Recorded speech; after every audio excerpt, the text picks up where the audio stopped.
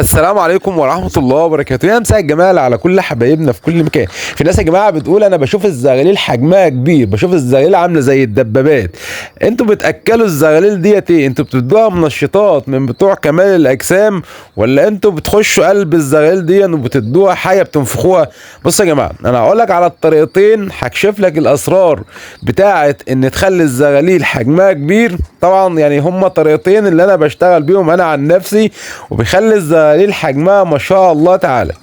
ولكن خليني بس اقول لك على حاجه في البدايه قبل ما اقول لك الطريقتين. ان يا جماعه الخير، في زغاليل بتربيها للذبح، وفي زغاليل بتربيها للطيران.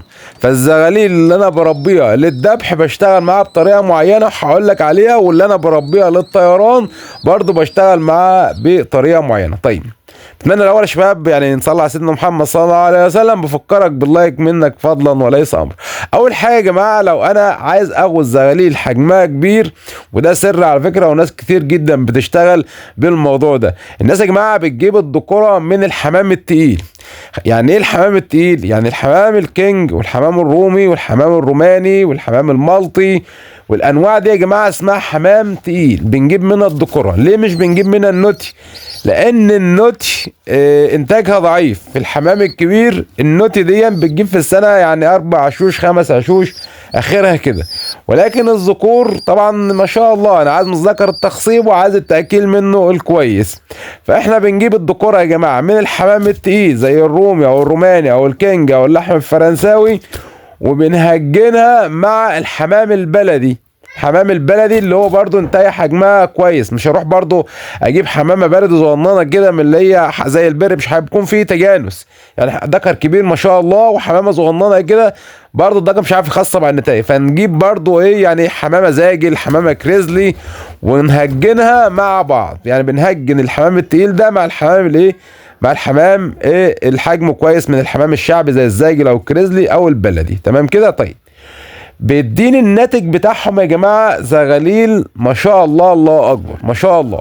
ودايما يا جماعه انا بقول حاول عشان تجيب سلاله حمام قويه، هجن اللحم الفرنساوي مع البلدي. هات 5 اجواز لحم مع 5 بلدي واعمل ميكس ما بينهم، او زاجل او كريزلي. الميكس ده بيجيب زغاليل فعلا حجمها كويس.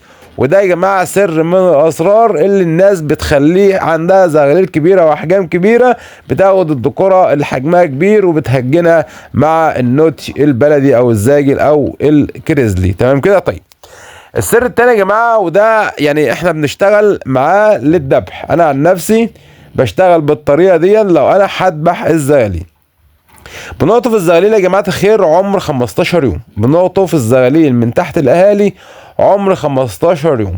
بنعمل خلطه، والخلطه دي طبعا برضو اتكلمنا عنها قبل كده. الخلطه دي فعلا بتنفخ الحمام حرفيا، وهي يا جماعه العلف والبادي. طبعا كسر العيش يا جماعه الخير، ولكن هنا برضو يعني ركز معايا شويه عشان مش اي حد بيعرف يشتغل بالطريقه دي، لان هي عايزه يعني حد عنده خبره شويه. التأكيل اليدوي ليه ناس، والتأكيل اليدوي ده فن. انا بقطف الزغاليل عمر 15 يوم. لازم أنا اكون مجهز لها مكان للتدفئة، مكان كويس ان انا ادفي فيه الزغاليل، او ان انا برجعها تحت الاهالي تاني. وطبعا باكلها وجبه واحده في اليوم. باكلها ايه؟ باكلها عيش في زغاطه زائد بادي بقى بروتين 23 او 21 مش هتفرق، اللي هو العلف البادي يا جماعه، اللي هو العلف بتاع دواجن التسمين، عشان في ناس بتسالنا عليه في الكومنتات. ولكن زي ما قلت لك برضه الزغاليل دي بتبقى ايه اخرها ان احنا بنذبح منها. وبناكل يا جماعه طبعا وجبه واحده في اليوم لو احنا هنرجعها تحت الاهالي تاني. لو مش هنرجعها تحت الاهالي تاني، فانا باكلها وجبه كل 12 ساعه. يعني انا باكلها مرتين في اليوم، ولكن لازما ان انا احطها تحت الاهالي تاني. طبعا لازم ان انا اكلها مرتين في اليوم، عشان طبعا مش هرجعها تحت الاهالي تاني. ولكن خليني يعني اقول لك حاجه برضو في سر برضو، ان لازم نحط فلاجيل. الفلاجيل يا جماعه بيبقى مطهر للامعاء، وكمان بيساعد على الهضم. الفلاجيل مهم جدا ان انا بستخدمه في التاكيل اليدوي.